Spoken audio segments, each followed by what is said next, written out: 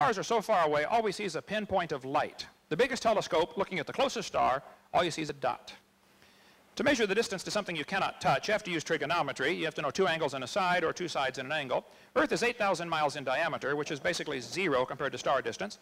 So what they've done to enlarge the triangle is they look at the star in January and look at it in June, and now you have a 93 million mile radius on a circle, which is 8 light minutes. So a 16 light minute diameter. A year has 525,000 minutes in it. So if you had two surveyors 16 inches apart looking at a dot 8 1/3 miles away, that's the ratio you have using Earth's orbit as the base, looking at 1 light year.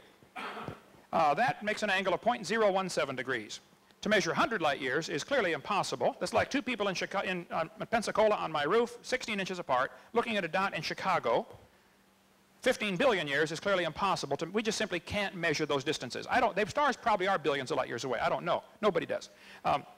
This textbook says you can measure 100 light years. Well, I doubt it, but I'll give them 100. So we don't know the distance to the stars. They could be billions of light years. We also have proven pretty conclusively here in the last 20 years that the speed of light is not a constant.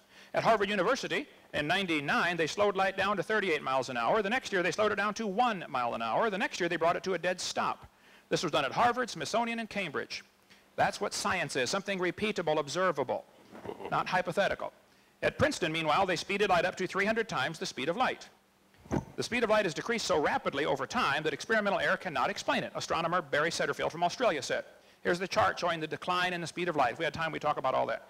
The speed of light was apparently exceeded by a factor of as much as 100. Everything's documented at the bottom of the screen and on my website. The speed of light was 10 billion times faster at time 0. According to the Big Bang Theory, the speed of light had to be faster. The speed of light may have changed over history, study says. A shocking possibility is the speed of light might change in time during the life of the universe. Now, 2002, August, Sydney, Australia, said the speed of light may not be a constant. The speed limit of the cosmos is being questioned. There's a new book out called Faster Than the Speed of Light. Thirdly, I think that God made a mature creation. Adam and Eve were full grown. The trees were full grown. It has to be that way. You don't want to make two babies and put them in the Garden of Eden and give them a package of seeds and say, here, plant these quick. It had to be mature. A light year is a distance. It's not a time. So if a star is 10 billion light years away, that's a distance. That's not a time. It's 10 billion light years. That's a distance. I don't know how they missed that. The speed of light is not proven to be consistent, so why would star distance have anything to do with the age of the universe? God could have made it, yesterday, if he wanted. I think he made it 6,000 years ago. Everything mature, fully formed, fully functioning. That's my answer. And how'd they say that on America? That's my final answer. There you go. Sorry. Okay.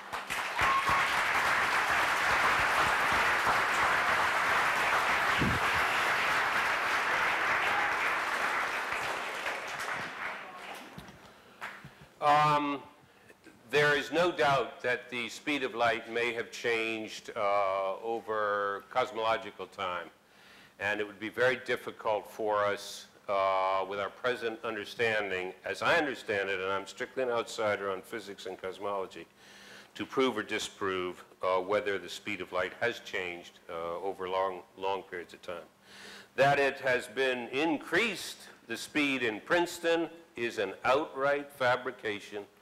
You can go to this person and get him to give you the references, and you can chase him down and see if anybody else in this state or anywhere else that has actual knowledge of the scientific work believes that someone has speeded up the speed of light by, what was it, a factor of 300, you said?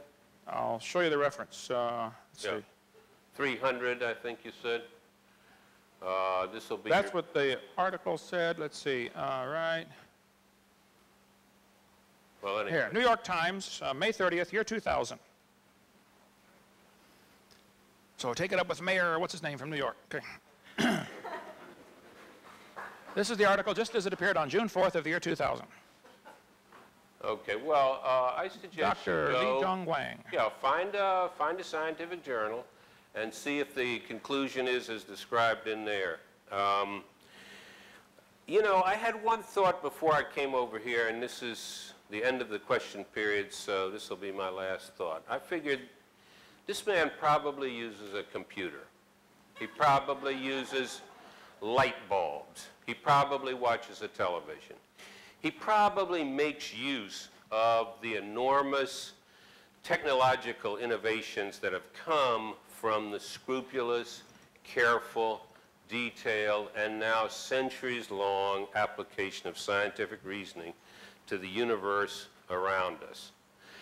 If you followed his style of approach broadly, not just we want to teach our children this and that, but took his style of approach towards reality, his assertions about the veracity of the work of other people and so on, you wouldn't come up with a calculator. You wouldn't come up with a ruler.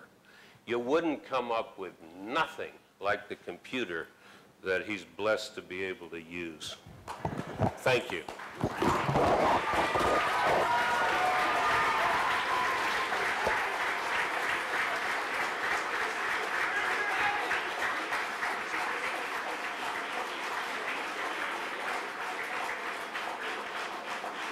Dr. Trivers had an opportunity for some closing comments. Dr. Hovind, some closing comments, please.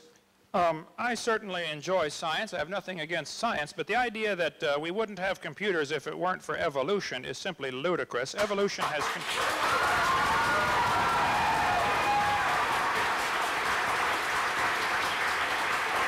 Almost, don't use up my time here. Nearly all of the branches of science were started by creationists. It's the evolutionists that came along and like a leech began to suck the blood out of a valuable science over the last 20 years. Nearly all branches of science were started by creationists, not by evolutionists.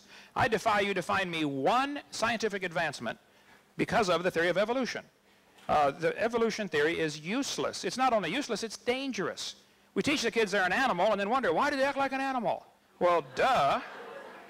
All these are names of scientists who were believers in creation. So don't tell me that we wouldn't have a computer if it hadn't been for evolution. The guy who invented, like Maxwell, for instance, or Lord Kelvin, and all these guys were the shoulders that the giants were standing on, or the people were standing on the shoulders of giants. These are the giants they were standing on to create a computer. Somebody had to develop the transistor and had to develop the circuitry and printed circuitry, and these guys were creationists. These guys were believers in the Bible. They thought God created the world, and it's man's duty to try to see how God did it and why he did it. I love science, and it's a useless theory. It doesn't help us get a computer or go to the moon. There's no value to it whatsoever.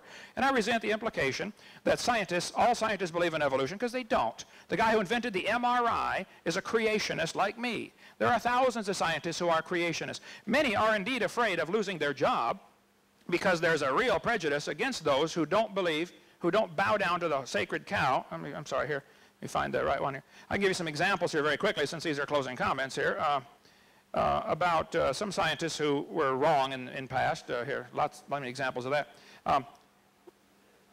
Dr. Robert Gentry did incredible research on the disposal of radioactive wastes at Oak Ridge Laboratories in Knoxville, Tennessee. He was one of the world's experts on granites. He published in all the major magazines saying, look, the granites have these little tiny halos in them, radiopolonium halos, indicating this rock was never hot. It forms too quickly. You can get his book or his website, halos.com, if you want to get more on that. Roger DeHart was a science teacher in a high school in Washington. He was told he could not tell his students about errors in the textbooks by passing out current science journals. You can't tell the kids there's a lie in your textbook. Kevin Haley, biology teacher, Central Oregon Community College, lost his job for simply exposing errors in the textbooks, because that's a threat to the evolutionist. Baylor University fired William Dembski because he advocated there might be an intelligent designer that caused all this. Forrest Mims was a science writer for many years, for many magazines.